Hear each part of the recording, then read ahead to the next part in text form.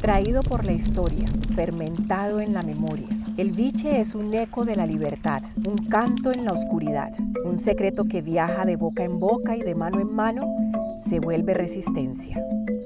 En lo que tiene que ver con la población africana, ¿no? Los cuales fueron trasladados, ¿cierto? Sometidos, ¿no? Esclavizados desde África como tal.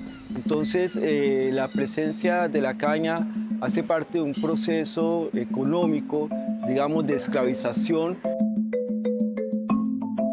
Dicen que el río lo guarda, que la caña lo recuerda, que el fuego lo despierta y el alma lo celebra. Viene de la caña, de su dulce néctar, de fuerza y vigor. La caña está en el corazón del sistema culinario afropacífico, porque llegó con el plátano. Son dos productos que llegaron con los esclavizados a las zonas mineras y que también hicieron posible la ocupación de las tierras bajas y la libertad de los que huían por el cimarronaje. Somos la cosecha viva de ese secreto. El biche lo cura todo.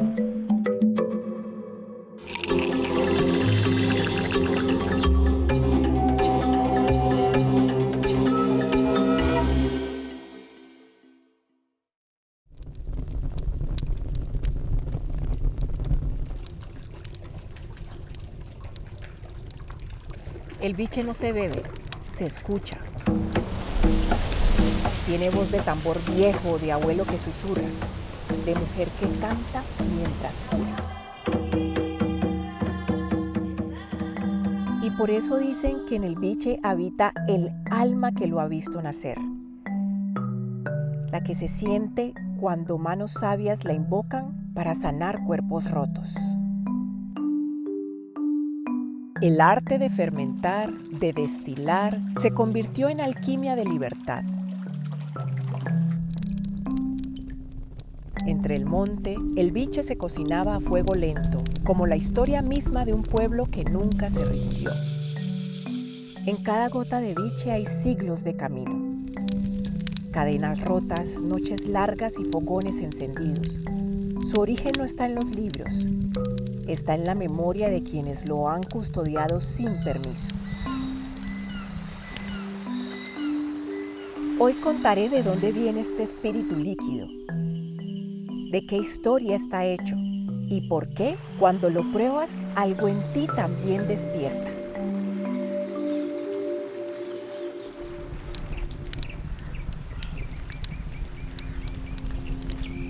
Nuestros ancestros trajeron su ciencia en el alma, en las noches de escape, al calor de la caña. Inventaron la libertad en botellas sin etiquetas.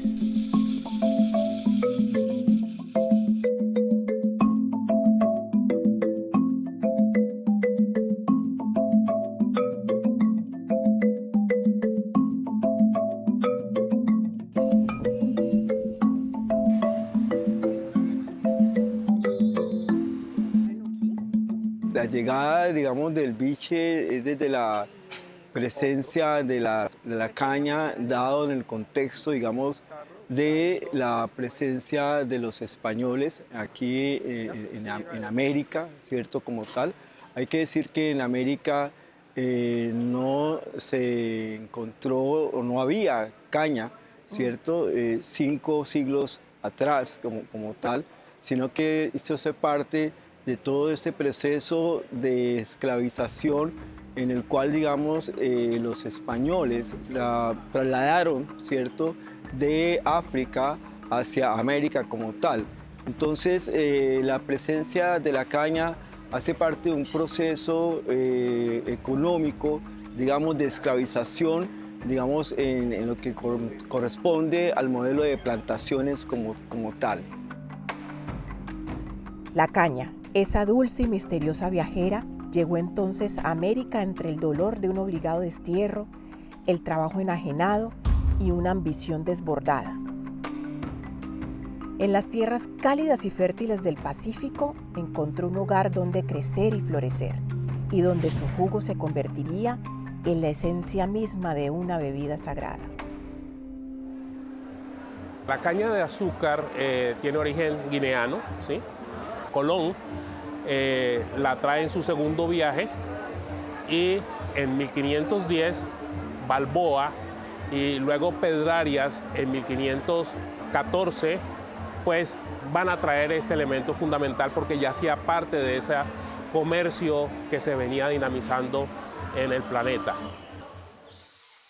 Esto lo que tiene es que, como el nombre lo dice, mata 4. Van ustedes le dan eso. Ahí falta eso. otro. Ahí hay otro para que ayude. Este es el primer paso. Ahora viene el segundo paso. Pues nuestra ancestralidad como negros, cuando empiezan a estructurarse los reales de minas, ya había un conocimiento previo, dadas las actividades económicas que se han dado en África. La caña ya había un conocimiento previo en su manejo y su integralidad.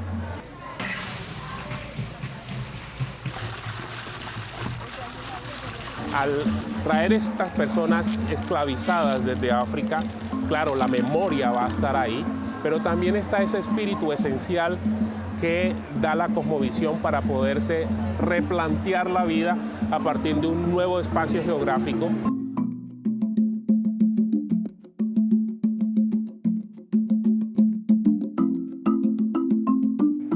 Ese conocimiento ancestral se va a poner a favor de integrar un territorio, mover un territorio, dinamitarse, pero esa adaptación es el fundamento. Este nuevo paisaje se va a ir transformando poco a poco, en donde la caña de azúcar va a ser un elemento estructural para la vida.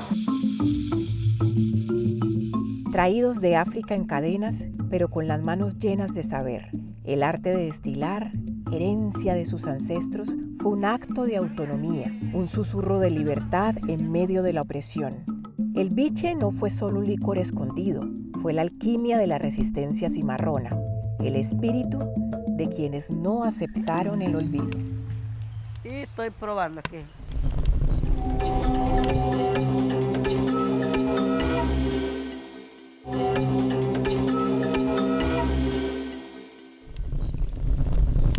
La caña está asociada a un proceso de esclavización y ahí, digamos, como el biche, ¿cierto? En el caso de las poblaciones afros y las poblaciones indígenas, pues comenzaron a generarlo, ¿cierto? Como esa bebida artesanal, digamos, un licor, digamos, original a través de aparejos, ¿cierto?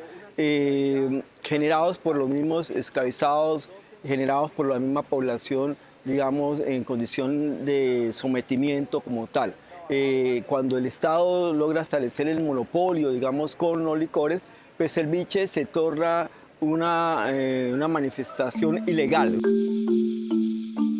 Y esa penalización obligó a que el biche se produjera en unas condiciones, digamos, clandestinas, dado de que las familias, las productoras, quienes sacaran el biche, pues les quitaban, les expropiaban sus aparejos como tal, ¿cierto? La policía, pues llevó a que toda esta producción se hiciera en sitios muy clandestinos, en sitios escondidos, que se hiciera en horas, digamos, nocturnas como tal. Y era un biche que, digamos, producirlo a través de las familias, pues no era en términos de plata, sino trueque. Digamos, el biche como un elemento de trueque para intercambiarlo por raciones de plátano, ¿cierto? Para intercambiarlo con otros alimentos como tal. La caña está en el corazón del sistema culinario afropacífico, porque llegó con el plátano. Son dos productos que llegaron con los esclavizados a las zonas mineras y que también hicieron posible la ocupación de las tierras bajas y la libertad de los que huían por el cimarronaje. Los afrodescendientes ya conocían el manejo de la caña, es decir, ya en África conocían las técnicas de destilación del biche, ya estaba aprendido, mejor dicho. Y a pesar de que era ilegal por el monopolio de la corona española, pues del comercio del licor, de la destilación, todo el mundo destilaba biche escondido. O sea, la ilegalidad la ilegalidad hasta ahora, hasta la ley del biche, era una característica. Eso también le daba cierto, ¿cómo se dice? Le daba cierta... Sí, era algo ilegal, pero en todas partes los viajeros cuentan les daban aguardiente de caña. El biche lo guardaron nuestros abuelos, no para vender, sino para vivir, para sanar, para resistir. Con cada gota de su néctar se tejió una historia de pasión, tradición y comunidad. El biche, esa bebida ancestral, es el resultado de la unión entre la tierra, la cultura y la creatividad, un símbolo de la riqueza y la diversidad de América Latina. Su sabor es un viaje a través del tiempo y la memoria, un recordatorio de la historia y la identidad de un pueblo que se ha mantenido firme en su tradición y su espíritu.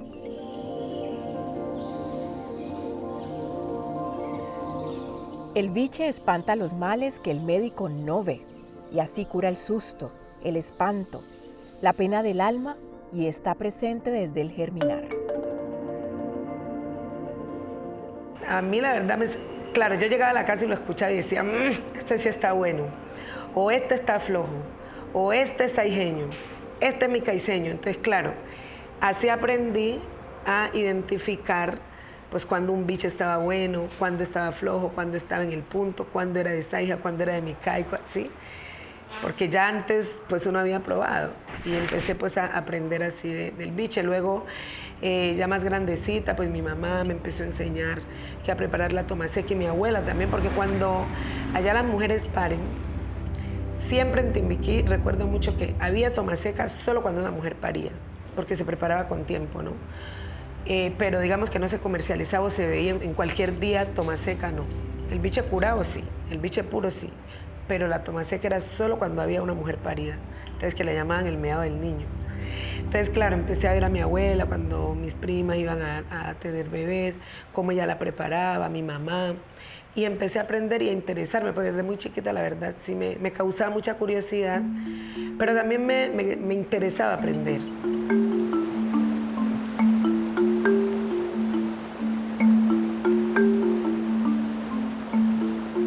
Yo creo que también hay algo muy mágico, y era que la gente, el biche lo hacían las mujeres. A mí ya me sorprende ver hombres pegados pues, del patacuatro, sino que eran bicheras, eran mujeres, y cantaban los cantos del biche. Estoy hablando de una experiencia de más de 50 años.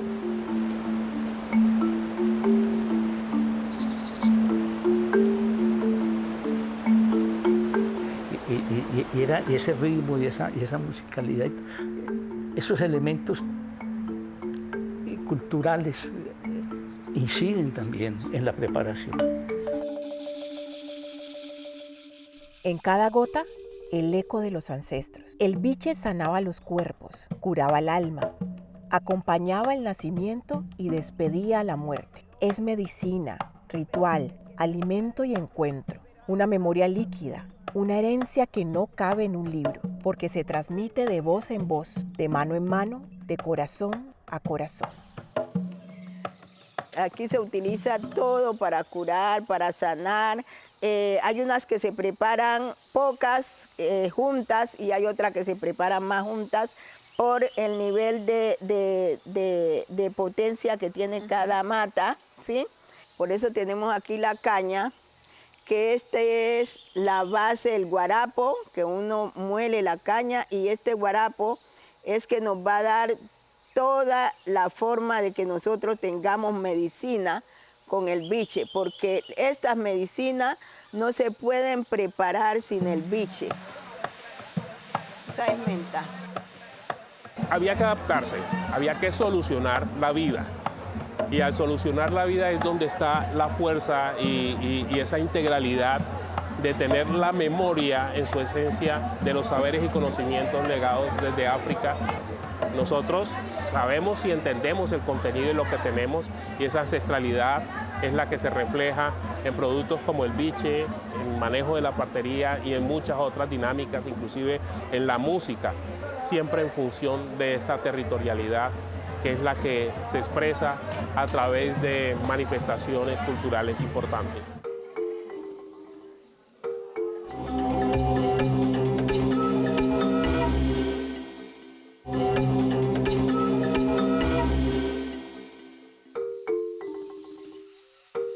El biche nace de la tierra, de la caña que crece al ritmo de la luna, cortada con respeto, fermentada con paciencia y destilada con sabiduría.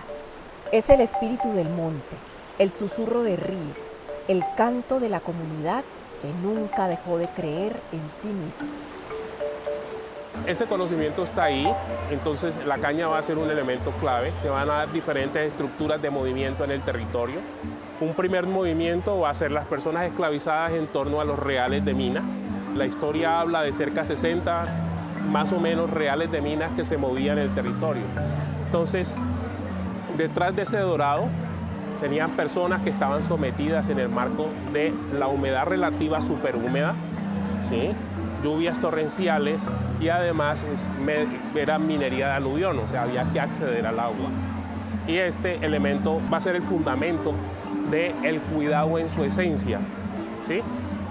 Transformar el biche en un territorio tan complejo como estos, teniendo como materia prima la caña de azúcar, va a tener varios elementos. La cosmovisión, o sea, ese elemento fundamental con el cual las comunidades negras respetamos, nos acercamos al territorio, a la naturaleza en su esencia, sus espíritus, y todos esos elementos van a conjugarse en un respeto mutuo integrador. La caña de azúcar en la región pacífica colombiana no se siembra como monocultivo. Entonces son cultivos que van en parches de media a máximo 3 hectáreas asociados a río, mar y selva. Eso le da una consideración especial, porque esta caña de azúcar, al tener tanto humedad relativa y está relacionado con el río y lluvias torrenciales, casi 365 días al año, los niveles de grados Bris van a ser mucho más bajos. Entonces, esto lo hace también su relación con la dinámica del río, la va a hacer mucho más, la hace orgánica en toda su integralidad. Además de que no se corta integralmente, sino que se hace por entresaca antes que se eleve el nivel de sacarosa, llega a su punto de estrés de floración, en el cual hay diferentes tipos de caña de azúcar. La más nombrada es la POJ 2878 y que en el territorio se identifican como la caña morada, la caña amarilla, la pata de perro, la caña blanca y demás. Cada una de estas tiene unos factores en el marco de su sabor, contenido, en fin, sus características particulares. Lo más interesante es la adaptación al territorio y que aunado a este conocimiento, ¿sí?, en función del cuidado, va a darle va a tomar como esencia el biche.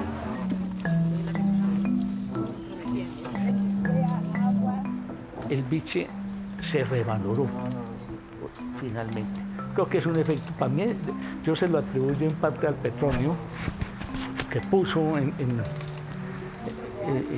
nos dio a conocer el biche y elevó esa identidad con el biche, porque el biche ni en la región era valorado como se valora hoy en día, porque era una expresión cultural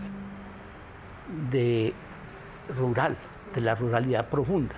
Si yo iba a Tumaco, o iba a Quibdó, o iba al Charco, la gente se tomaba biche, pero había un biche por allá, por allá, escondido. Hoy en día hay un orgullo. Entonces hay una revaloración del biche como un elemento identitario. Hoy el biche sigue vivo en las manos que lo cuidan, en los cantos que lo celebran, en las comunidades que lo defienden. No es solo una tradición, es un acto de futuro, de dignidad, de herencia compartida. El legado se transmitió de forma muy restringida, ¿cierto? Y sobre todo es de mujer a mujer. La mujer ha sido significativa, es decir, desde la producción, desde el sacar el biche, de su misma comercialización como tal. ha sido legado primero de familia a familia, pero vía materna. Ahora en el siglo XXI, pues esa transmisión se ha hecho de manera más abierta. Aquí en la Universidad del Pacífico, en este momento se les enseña a los estudiantes dentro de una cátedra de ancestralidad, desde patrimonio, desde cultura viva. Entonces, estamos en un momento histórico muy significativo, algo que inclusive cuando la Universidad del Pacífico empezó a través de la Ruta del Biche en el 2009, esa era la solicitud que hacían las comunidades. ¿Cómo lograr que esta bebida, poderlas comercializarla a otros países como tal? En el 2015, 2016, eso era muy lejos, no lo veíamos. Y pues pienso que un elemento fundamental en ello, dos, uno, Festival Petronio Álvarez, y otro, el actuar de Destila Patrimonio. Me parece que es significativo en lograr haber articulado esas voces del Pacífico para el momento histórico que estamos viviendo hoy, que en realidad no se proyectaba, no se esperaba.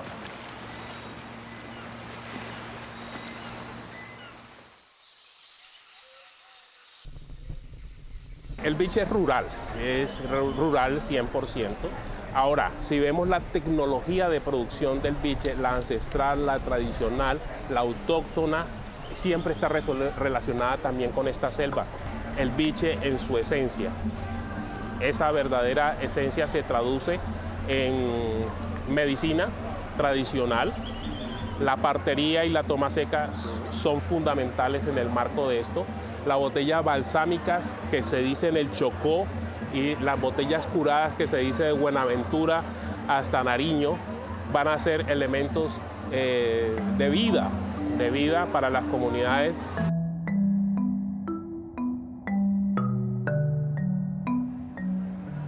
El caso personal, mi mamá y mi papá nacieron en el Chocó y regresaron a morirse a sus territorios por sus ombligos. Entonces todos esos ciclos que dan del día a día y esa cotidianidad que siembra toda esta condición especial de vivir en un hábitat diferente, ¿ya? Y con unas connotaciones muy particulares que le dan fuerza a cada una de las personas de la región pacífica en su diario vivir. El biche no es un aguardiente, el biche no es un negocio, el biche es raíz, es ombligo, es futuro, es resistencia. El biche lo cura todo. Dice, ojos bicheros, yo de eso quiero, no importa la hora, dame un mañanero, se tomen guapi, embagado. Fue una de las primeras canciones, creo que se grabó alrededor o en homenaje al biche. Para un joven del Pacífico es libertad, espiritual, mental, física, emocional y una proyección en el marco de la resistencia muy importante a considerar. El biche es fundamentalmente identidad, es historia. Lo otro, otra dimensión, pues, que es la económica, porque hoy en día muchas mujeres, muchas familias tienen emprendimientos mayores, pero la economía del biche, inicialmente el biche se intercambiaba por otros productos, pero en ese intercambio fundamental era el valor fundamental no era monetario, sino era un valor de prestigio y de relaciones comunitarias. El biche nos nombra, nos reúne, nos levanta. Somos un pueblo hecho de ríos, selva y caña. Somos el alma del biche.